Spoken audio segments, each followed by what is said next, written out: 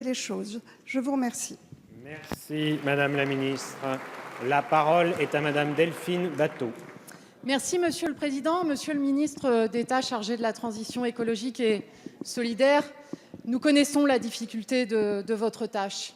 Et je n'ai même pas besoin de fermer les yeux pour imaginer les coulisses de certains arbitrages, quand nous qui, ici, avons voté la loi interdisant les néonicotinoïdes, apprenons l'autorisation en France d'un nouveau pesticide tueur d'abeilles ou en ce qui concerne le glyphosate. Sur le glyphosate, c'est vrai, la France a voté contre son renouvellement pour 10 ans. Mais il nous semble que la question aujourd'hui n'est pas celle de la durée de son renouvellement, mais celle de son interdiction, comme le Parlement européen l'a voté hier. Il semble aujourd'hui comme hier que c'est souvent au ministre de l'écologie que l'on demande de céder du temps, alors que, vous le savez peut-être mieux que quiconque, du temps, la planète n'en a plus et pour l'instant, ce sont les destructions qui sont irréversibles. Car d'ici 5 ans, combien d'espèces auront disparu? Combien de substances dangereuses continueront d'empoisonner nos enfants et de tuer les abeilles? Chers collègues, je veux alerter l'Assemblée nationale. Car lundi, Monsieur le ministre, vous avez déclaré à propos des fabricants de pesticides, je cite, « Il y a un moment où il faut que l'on arrête d'être naïf.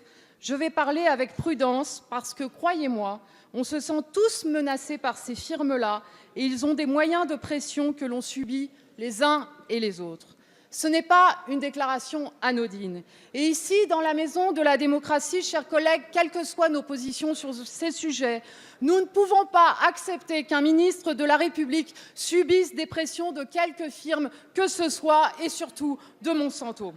Ce doit être l'honneur de notre République, par-delà les sensibilités, de réagir vivement. Et j'appelle aussi les citoyens à se mobiliser parce qu'en dépit des efforts du ministre de l'écologie, il semble aujourd'hui qu'au plus haut niveau Madame de l'État, la députée, je pose ma question, la monsieur parole est à Monsieur Nicolas Hulot, ministre d'État, ministre de la Transition écologique et solidaire.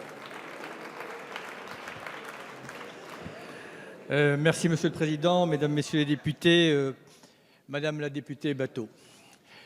Je vous remercie de votre soutien. Et vous l'avez dit, on en a besoin. On en a besoin parce que c'est un sujet de santé et c'est un sujet, je pense, que dorénavant, il faut en prendre acte, on ne mettra plus sous le boisseau. Je pense qu'on est sorti de cette idée que l'on réautorisait sans autre stratégie. Nous sommes maintenant dans une stratégie de fermeté, de rationalité, pour, d'une manière progressive mais déterminée, organiser la sortie de l'utilisation des pesticides. Ce lien de causalité entre ces pratiques et la santé n'est plus à démontrer. Nous sommes dans un cas d'école du principe de précaution. Nous n'en faisons pas régulièrement l'usage.